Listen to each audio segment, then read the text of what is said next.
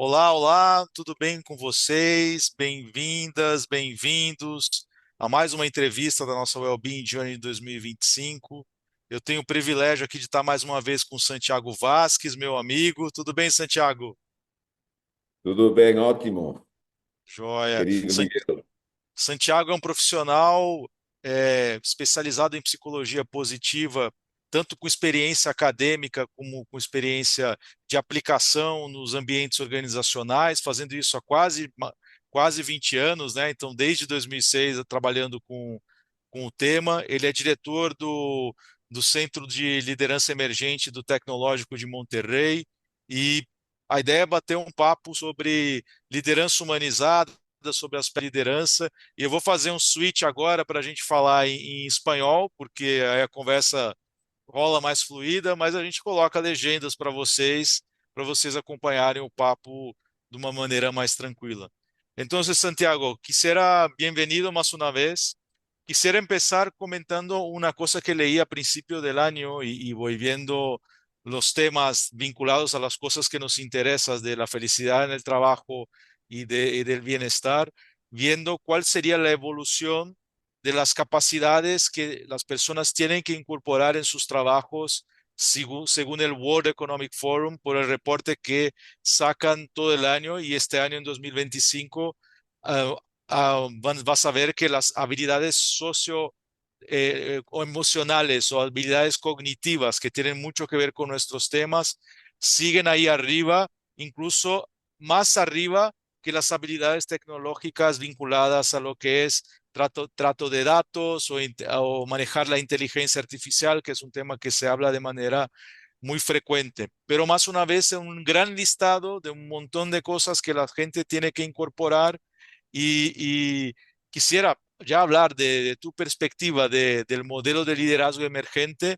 porque es dar una vuelta a no tener que incorporar tantas cosas, sino mirar desde una otra perspectiva. Entonces, si quieres hacer un breve relato de tu trayectoria y de cómo has llegado al modelo y luego por qué el modelo da vuelta en ese enfoque de incorporar tantas habilidades o 15 o 30 habilidades que los líderes tienen que tener, que es el abordaje tradicional. De ahí arrancamos. Bueno, pues antes de nada, muchísimas gracias. Un saludo a todos y a todas. Eh, Gracias de nuevo por darme la oportunidad de compartir con todos vosotros pues mi enfoque en la gestión de las personas, mi enfoque en cómo liderar, consiguiendo por una parte alcanzar altos niveles de rendimiento y también el imprescindible nivel de satisfacción con nuestra vida laboral y con nuestra vida en general, ¿no?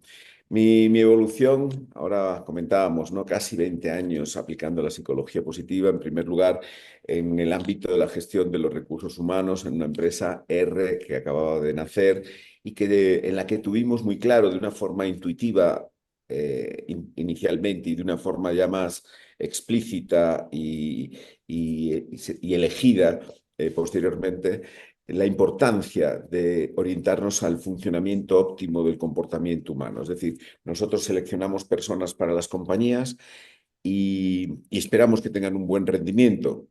Orientarnos como compañías al florecimiento de las personas que conforman las empresas es la mejor estrategia para alcanzar la sostenibilidad y la competitividad.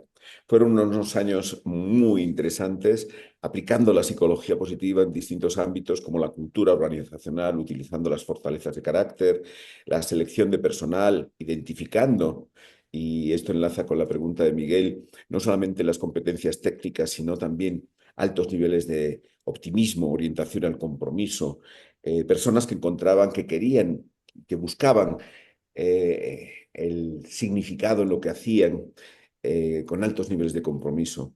Y estos elementos en la selección, también en la formación, en el desarrollo, con programas para precisamente habilitar y mejorar esas competencias sociocognitivas o emocionales, fueron fundamentales para alcanzar unos notables resultados, dicho todo esto con toda la humildad y también con todo el orgullo, en el ámbito de las telecomunicaciones.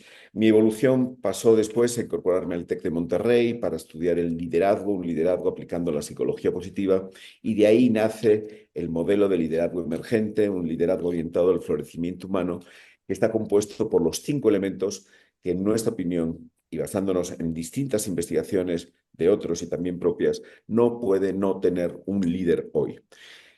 Un líder hoy se tiene que orientar a sus fortalezas practicando un alto nivel de autoconocimiento y de conciencia. Un líder hoy tiene que encontrar significado en lo que hace, ayudando a las personas que conforman sus equipos a encontrar también propósito y significado en lo que hacen. Un líder hoy tiene que ser positivo, practicando la autoeficacia, el optimismo y la esperanza. El líder hoy no puede no ser resiliente, porque la adversidad forma parte de la vida profesional y también en general, practicando la tolerancia a la frustración y la gestión de la incertidumbre. Y por último, un líder tiene que dar ejemplo, comprometiéndose él, en primer lugar, para generar compromiso en los demás. Esa ha sido mi evolución, de alguna forma, la gestión de los recursos humanos en un primer lugar, y después la importancia de los líderes precisamente en la generación de resultados, pero no solamente por sus capacidades técnicas, sino por su habilidad, manejando una batuta invisible que todos los líderes tienen o tenemos, en hacer que las aportaciones de los miembros de los equipos generen armonía, generen un resultado adecuado, ¿no? Y esta ha sido mi evolución. Creo que es una evolución que corre en paralelo a las necesidades de la sociedad. Sin darnos cuenta, dejamos atrás a la era industrial. Sin darnos cuenta, lo tecnológico, que no tiene tanta importancia en sí misma, sino por lo que supuso, lo tecnológico revolucionó la manera en que nos comportamos, en la que vivimos, en la que nos relacionamos, en la que trabajamos, y hoy toca precisamente adaptarse en esta nueva era a unos grandes desafíos que requieren de mucha capacidad para gestionar nuestras emociones, gestionando nuestro pensamiento. Tenemos que recordar que cómo actuamos es el resultado de cómo nos sentimos, y cómo nos sentimos es el resultado de cómo pensamos. A veces no nos damos cuenta del poder y la responsabilidad que tenemos gestionando nuestro pensamiento para propiciar unas emociones más saludables, unas emociones que nos ayuden a gestionarnos a nosotros mismos y nuestros desafíos. Y, Gracias, y Miguel, de nuevo por la invitación. no, nada, y una cosa que siempre me llama la atención es que son 5 dimensiones muy interrelacionadas, ¿no? O sea, que se retroalimentan, ¿no? O sea, el hecho de conocerme más puede manifestar que sea más preciso encontrar el significado en el trabajo y que, que sea más resiliente. O sea, hay una retroalimentación y una cosa que me gustaría escuchar primero, ¿cómo ves esa retroalimentación? Y segundo lugar, una cosa que también me gusta del modelo es que es algo que se puede entrenar e incorporar, ¿no? Que no es algo que tiene que ver con un determinado, obviamente algunas cosas tienen, algunas personas tienen más tendencia o facilidad para abarcar un modelo como este, pero en tu trayectoria formando líderes seguro que has visto transformaciones muy bonitas de gente que no lo tenía en cuenta y pasando a practicar y utilizarlo, generan cambio en sus vidas y la de los demás, ¿no? Sin duda, Miguel. Empezando por esto último, todos podemos cambiar. Yo soy así y así seguiré, nunca cambiaré, decía la letra de la canción de Alaska, ¿no? Yo creo que ella quería decir que hay que tener principios y que hay que mantenerlos. Sin embargo, yo digo, yo soy así y siempre cambiaré, siempre que pueda mejorar o hacerlo para sentirme mejor, ¿no? Lo cierto es que en los últimos tiempos la colaboración interdisciplinar entre distintos ámbitos de las ciencias nos permiten afrontar los retos en el liderazgo de una manera más sólida. La biología, la neurociencia, el conocimiento del funcionamiento del cerebro nos permite afirmar con claridad que el cerebro tiene una propiedad que es la de la plasticidad. ¿Qué Ujú. significa esto? Que dependiendo de cómo pensemos, nuestro cerebro va evolucionando, de tal manera que, por ejemplo, practicando un simple ejercicio, como puede ser el dormirnos o pensar antes de dormirnos en las cosas que han sucedido a lo largo del día que merecen nuestro agradecimiento, tiene un efecto en nuestras hormonas, en nuestro sueño y también en el cerebro que vamos a ir generando o cómo va a ir evolucionando haciendo este ejercicio o haciendo el contrario de rumiar durante toda la noche aquello que nos preocupa o aquello que nos mortifica, ¿no? Entonces, creo que es muy importante efectivamente darnos cuenta de que todos tenemos un punto de partida. O sea, nacemos con un nivel de optimismo, con un nivel de tendencia a ser, pues, confiar más en nuestras capacidades que en otros. Todos conocemos a personas que teniendo altas habilidades, pues sufren el síndrome del impostor, es decir, no confían en su capacidad. Y todos conocemos a gente que tiene muchas menos capacidades y, sin embargo, pues tan ricamente va por la vida confiando en sus capacidades, ¿no? Entonces, todos tenemos un punto de partida, por eso la conciencia y el autoconocimiento es fundamental, conocer nuestras fortalezas, conocer los ladrones de nuestra felicidad, conocer nuestro perfil de personalidad que nos hace pues, estar más cómodos en posiciones donde nosotros tenemos que mandar o decidir por los demás o sentirnos más cómodos siendo gregarios o de alguna forma tener una personalidad que nos gusta, como a mí, por ejemplo, variar constantemente, viajar, tener entornos desafiantes, distintos frente a otras personas que se encuentran fantásticamente estando 10, 15 o 20 años en el mismo lugar con pocas variaciones, ¿no? Entonces, conocerse es el punto de partida, confiar en que con determinadas intervenciones cada uno de nosotros podemos mejorar es fundamental. Y la interrelación, que es la primera parte de tu pregunta, entre los distintos elementos es absolutamente fundamental. Cuando estamos en un proceso de coaching, no trabajamos por separado el cómo aumentar el nivel de autoconocimiento, por separado cuál es el propósito, por separado el nivel de optimismo, resiliencia, compromiso. Porque obviamente, como acabas de señalar, cuando yo me hago la pregunta, que por cierto se hacen pocas personas y que deberíamos hacernos todos, de ¿para qué estoy en el mundo? ¿Cuál es mi propósito en la vida? ¿Qué huella quiero dejar? Cuando contesto a esa pregunta, puedo ver mi agenda, a qué me dedico, a qué le dedico mi tiempo y mi esfuerzo y ver si realmente estoy haciendo aquello que contribuye a que tenga un propósito. Entonces, muchas veces nos sentimos, o nos podemos encontrar con personas que se sienten vacías, que no encuentran sentido a su vida y no se hacen las preguntas adecuadas. El sentido de la vida, el propósito, no va a caer como una manzana en la cabeza y que dices, ah, encontré mi propósito de repente. El propósito hay que buscarlo, hay que identificarlo, hay que de alguna forma generarlo. Y claro que el propósito, que es uno de los grandes elementos, hoy vivimos pues, cifras escalofriantes de intentos de suicidio en un número exagerado, y también a edades más tempranas. Y realmente yo diría que por el propósito es el antídoto, por ejemplo, de las conductas autodestructivas. Cuando Ujú. tú tienes un propósito en la vida, no quieres vivir y no quieres, ni piensas en no querer vivir, ¿no? Entonces, cuando tú tienes un propósito, tu orientación, tu capacidad o tu predisposición a comprometerte es mucho más alta. Porque ¿cómo te vas a comprometer con algo que no tiene nada que ver con tus valores, con tu propósito? Pues es mucho más difícil, ¿no? Esto lo vemos muy claramente, por ejemplo, en el ámbito familiar. Ujú. Cuando alguien al que amo profundamente, a mis hijos, a mi mujer, cuando algo le pasa, pues yo no voy a dudar en hacer todo el esfuerzo y comprometerme, porque Ujú. coincide con mi propósito, ¿no? Entonces, en este caso, también lo unimos al tema de la visión positiva. El optimismo durante mucho tiempo ha tenido muy mala prensa, ¿no? Porque se ha confundido con una visión ingenua, incluso tonta, de la realidad, ¿no?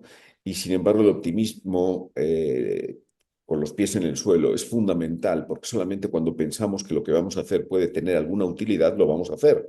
Claro. Es decir, nadie va a entrenar o a estudiar diciendo, sé que no lo voy a probar, pero voy a seguir estudiando como un loco porque, por si acaso, no. Yo confío en mi capacidad y entonces creo que tengo opciones para superar ese desafío y por lo tanto entrego. Y de eso se trata. Y por último, el elemento quizás más importante en estos momentos, la resiliencia. Hoy no somos buenos a nivel individual y colectivo gestionando las emociones negativas. No las toleramos.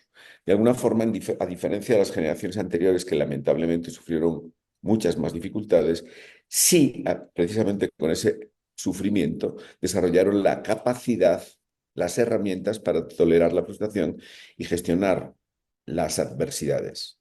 Hoy, dosis objetivamente pequeñas en comparación con otras son capaces de destruirnos, de tumbarnos definitivamente. Y entonces, darnos cuenta de que el hombre, la mujer, el ser humano es un animal resiliente por naturaleza es fundamental.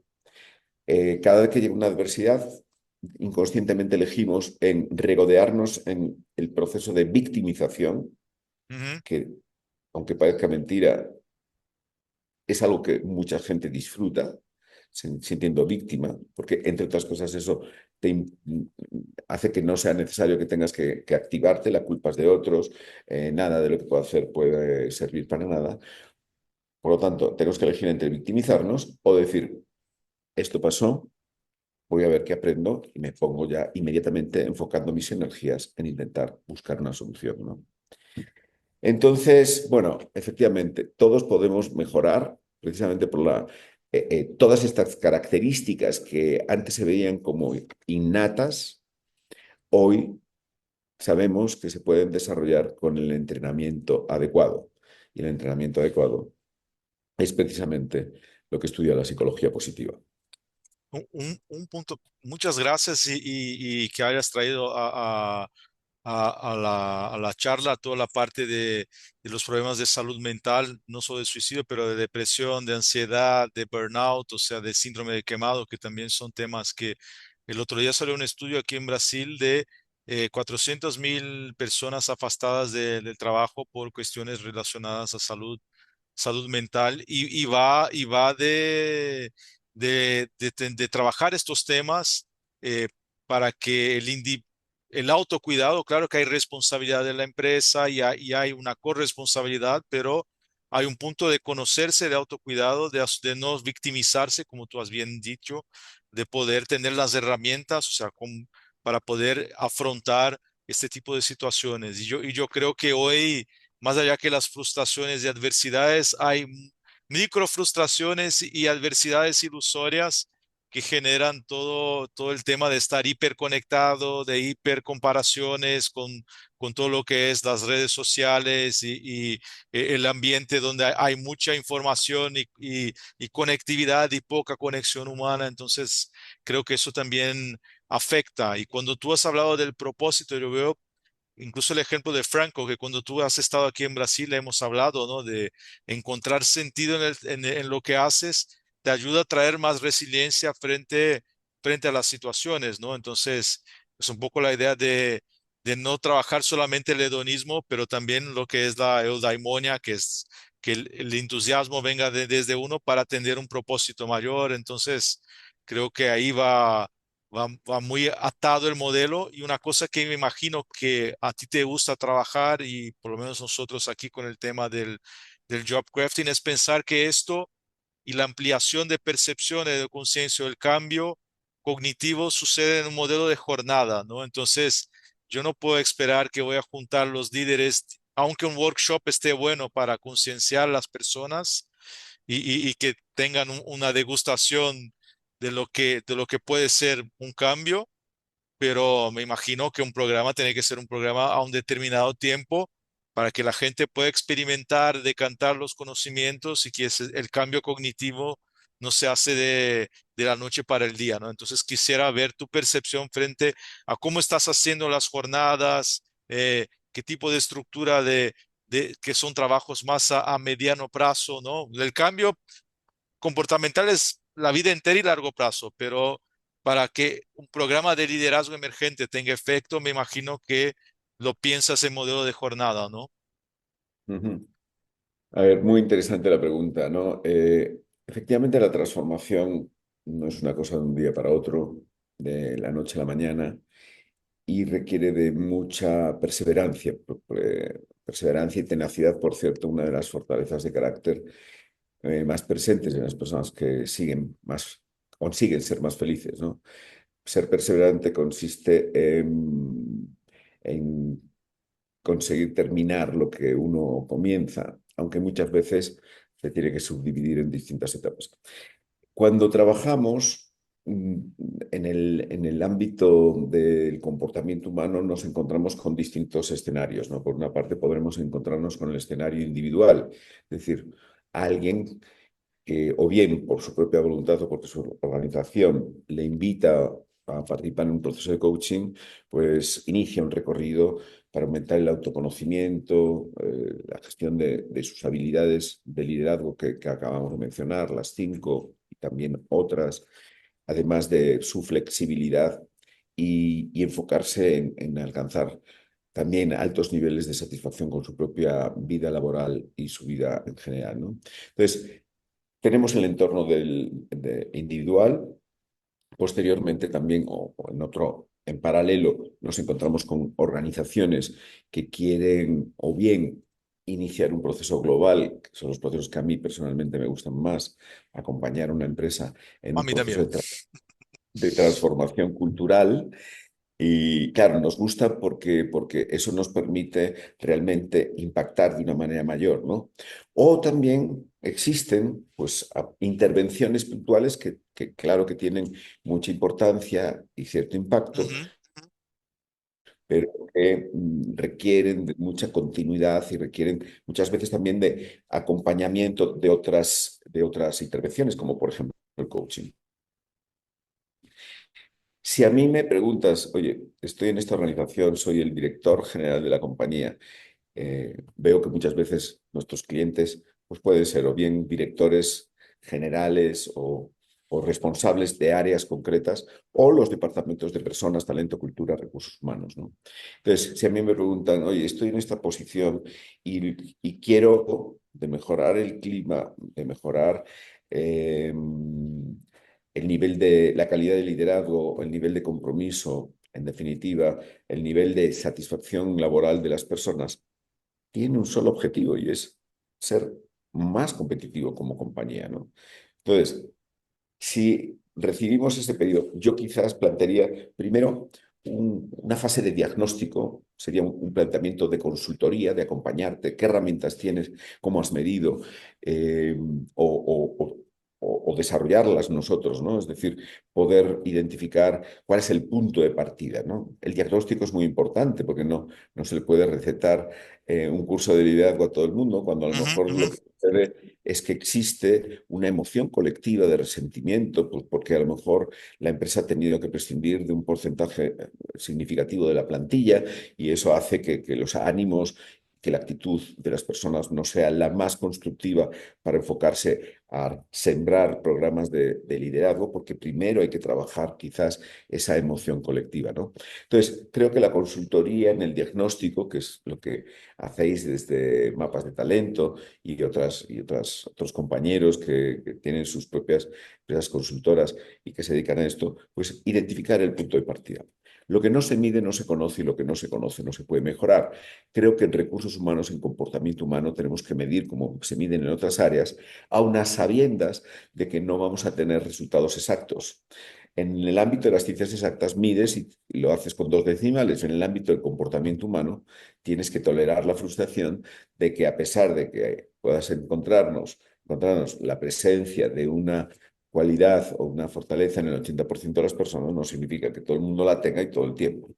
Ujú. Entonces, quizás esa fase de diagnóstico para mí es lo que muchas veces las organizaciones se saltan. E insisto, con el paralelismo del médico, nadie se receta sin previamente haberse hecho pues, unas pruebas, unas analíticas, para poder decir cuál es el punto de partida, ¿no? Entonces, simultáneamente, o sea, a continuación y después de ese diagnóstico, que, insisto, se puede hacer utilizando la información y herramientas que ya existan dentro de la empresa, o con otras o con ambas, creo que es muy interesante un programa en el que tú puedas identificar algo tan importante como, por ejemplo, el dar herramientas para convertir a tus líderes, a tus gerentes y directores, en líderes coach. Es decir, esto para mí es algo muy importante, ¿no? Creo que está claro que en esta nueva era, y Miguel, empezabas con el tema de las competencias, de acuerdo con el World Economic Forum 2025. Creo que está claro en estos momentos que los líderes, los directores, directoras, vicepresidentes, los responsables de las áreas, no pueden conformarse hoy en día con ser especialistas en su función y expertos en su sector. Es decir, es el gran financiero y lo sabe todo en automóvil. Pues antes era suficiente. Ahora, hoy, tienen que además ser buenos gestionando personas. ¿Por qué? Pues porque son los directores de personas de sus áreas. Entonces, las organizaciones esperan de sus líderes que sean buenos y que tengan las habilidades para coachear de alguna forma, para ayudar a crecer, para ayudar a las personas que están en sus equipos a acercarse a su mejor versión. Y resulta que eso que viene por intuición, no, esto hay que desarrollarlo, ¿no? Entonces, en un programa podemos hablar del punto de partida, la importancia del cambio, con un módulo inicial de concienciación, para desarrollar después distintos módulos, los 5 módulos que pueden tener un formato presencial, virtual o híbrido, con una duración, con una serie de herramientas que se van a entregar, o algunas lecturas, vídeos antes del módulo, con ejercicios dentro del módulo, con coaching interpares después del módulo, con un reto al final del programa, y que permitan integrar no solamente las fortalezas, sino generar un literacy, un vocabulario, unas conversaciones que pasan a formar parte de la cultura de la organización, ¿no? Bueno, esto sería, y acompañado en muchos casos por coaching individual o de equipo, también en paralelo a los programas. Eh, Hoy se habla de lifelong learning, ¿no? Ujú. En la era industrial, de los 0 a los 24, 25 años o 23, se estudiaba. Y el resto de tu vida utilizabas lo que habías aprendido en la época de estudiante. Hoy eso es una broma, ¿no? Hoy tienes que estudiar toda la vida y la educación tiene que ser continua, porque el analfabeto de hoy en día no es el que no sabe leer, sino el que no sabe aprender. Y entonces tenemos que estar en una fase, y el amor al aprendizaje, por cierto, otra de las grandes fortalezas de carácter presentes en las personas más felices, eh, nos lleva a decir, oye, esto de la inteligencia artificial, ¿qué demonios es? ¿Cómo me va a afectar? ¿Y cómo me puedo apoyar en ella para hacer más cosas en menos tiempo y de alguna forma aumentar mi productividad, ¿no? O puedo decir, ay, qué horror, esto yo con mi edad ya, esto ya no me toca, y entonces decido desconectarme, ¿no? Del ritmo de evolución de las necesidades de la empresa. Entonces, esto son cuestiones que tenemos que cada vez están más presentes, desde luego las organizaciones que lideran la economía son muy sensibles y tienen como rasgo cultural el identificar, el invertir en formación y en el desarrollo de las personas de su empresa como algo estratégico. Y creo que es muy importante. Recuerdo los tiempos de R. En R, pues, medíamos mucho. Y recuerdo indicadores como que el 60% de las personas que trabajaban en la empresa habían hecho un postgrado desde su estancia en la empresa. No contábamos los que ya traíamos puestos cuando nos incorporábamos. Mi querido y admirado Juan Carlos Cubeiro dice que tenemos que formarnos 100 horas por persona y año. La media en R eran de 125 horas por persona y año. Y alguien me dijo en aquellos tiempos, oye, ¿y no te da miedo que las personas les entregas tanta formación y que se vayan? Y yo le contesté, no, lo que me da miedo es no darle ninguna formación y que se queden. Realmente creo que esto es muy importante. Creo que tenemos que invertir en formación, en desarrollo y los impactos eh, pues son muchas veces impresionantes, ¿no? Recuerdo en un proceso de coaching, bueno, ya no tan recientemente, quizás hace un par de años, como el vicepresidente de logística de una marca de coches en Puebla, México, muy importante, pues me compartía a través del WhatsApp los resultados, la evolución que había tenido en los resultados del clima laboral, concretamente en dos preguntas sobre su liderazgo, ¿no? Que habían mejorado 18 puntos. ¿Cuál es el valor de que las personas que trabajan en ese equipo hayan pasado de tener cierto temor a su jefe a confiar en su jefe? Creo que son eh, impactos enormes. Vivimos en un momento donde las empresas, el valor de las empresas se radica de una manera muy importante en cuestiones intangibles, a diferencia de la era industrial, donde el 80% del valor de las empresas que cotizan en bolsa radicaba en cosas tangibles como sus fábricas, sus, sus sus almacenes. Y hoy las empresas que lideran la economía a veces hasta alquilan sus oficinas, no tienen nada material, lo único que tienen es su conocimiento, su percepción de valor de marca, percepción del mercado y sobre todo su talento y sus personas. Y para ir cerrando, me encanta el ejemplo que has dado del gerente en Puebla por el cambio bastante impactante, ¿no? Cómo hay un punto de práctica en lo que estás implementando, hay un efecto ola, ¿no? Como tú tiras una piedra en el lago, o sea, cuando yo cambio y tengo herramientas de alguna forma, aunque la gente, que mis liderados no tengan por una formación, consciente o inconsciente, le estoy dando herramientas porque tengo que ayudarles a encontrar sentido. Si conozco mis fortalezas, tendré más propensión a ayudarles a conocer sus fortalezas.